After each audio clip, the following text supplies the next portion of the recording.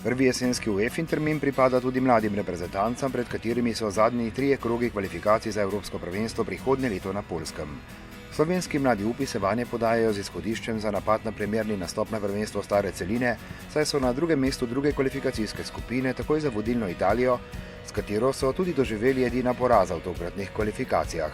Vse ostale tekmece so premagali, nazadnje marca letos na Bonifiki Republiko Irsko, ki je tudi prvi naslednji nasprotnik in na katerega so se pred potovanjem na otok pripravljali v Novi Gorici.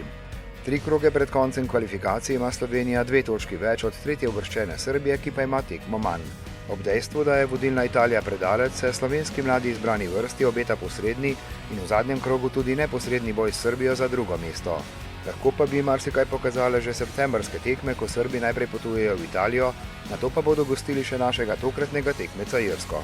To je zelo pomembna tekma za nas, tukaj se bo nekako, to je neka prelomnica, tukaj se bo naredila razlika v naši skupini, kdo bo nekako kvalificiran za nadaljne tekmovanje in kdo ne. Vemo, da je nas en zelo velik pritisk, kajti smo v zelo močni skupini in imamo priložnost se kvalificirati po zelo dolgem času na neko takšno veliko tekmovanje.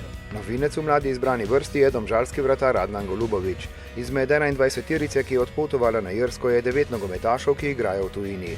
Selektor Primož Gliha ima tudi tokrat nekaj težav s poškodbami ključnih igralcev, medtem ko sta 2 izmed tistih, ki bi imeli mesto v prvi 11-terici, Miha Zajec in Petar Stojanović, že naredila korak naprej in sta redno na seznamu članske reprezentance.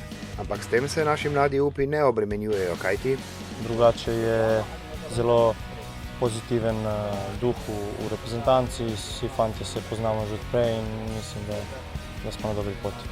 Ta pot je malce bolj zahtevna tudi zaradi tega, ker bo Slovenija vse 3 zadnje tekme odigrala v gosteh. Po vrnitvi z Irske še oktobrski potovanji v litovski Kaunas in srbski Gornji Milanovac. Rado bi se bo že nekako vedlo, kako in kaj smo, ampak še vedno je nekako tukaj trenutno za nami Srbi, ki so tretji v skupini in tekma v Srbiji bo tudi zelo ena težka in pomembna tekma, in tako da moramo biti zbrani do konca teh kvalifikacij in doseči čim več točk možno. S potrditvijo drugega mesta in z dovolj osvojenimi točkami bi Slovenija prišla med 4 najboljše drugouvrščene reprezentance iz 9 skupin in strm na prag novembrskih dodatnih kvalifikacij. Trenutno je na drugem mestu med drugouvrščenimi reprezentancami. Doslej je bila Slovenija 2-krat na pragu nastopa na Evropskem prvenstvu mladih reprezentanc. Leta 1996 je bila na pragu neposredne uvrstitve, je v zadnji minuti izgubila ključno tekmo v Italiji. 10 let pozneje je preigrala doslej edine dodatne kvalifikacije in bila poražena z Nizozemsko. In po novih 10 letih je na pragu novih.